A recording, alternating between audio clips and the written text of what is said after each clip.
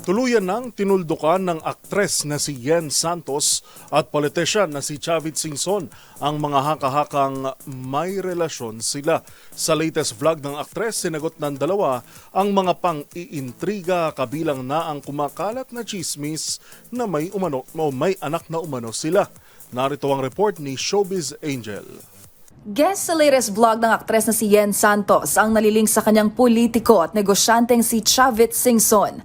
At dito, diretsang sinagot ng dalawa ang mga naglalabasang espekulasyon tungkol sa kanila, partikular na ang pagkakaroon umano ng anak. Kaya lagi tayong nai-issue. Meron pa nga daw tayong anak, 'di ba?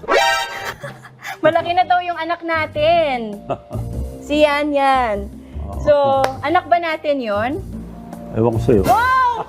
Hindi po namin yun anak. Kapatid ko yon and ninong siya noon.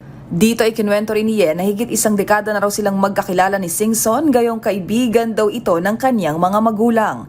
Ang dating governor ng Ilocos Sur na usisa rin kung may nakarelasyon na bang artista. Wala pa. Wala pa. Okay. Mga marites lang yun. Oh, mga marites lang daw yon.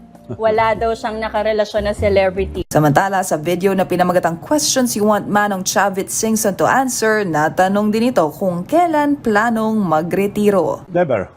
Never. Kasi if you retire, kakalawangin ka eh. You have to move. Kung hindi, mag-deteriorate ka. Magunita na ang aktor na si Paolo Contis ang huling napaulat na nakarelasyon ni Yen Santos.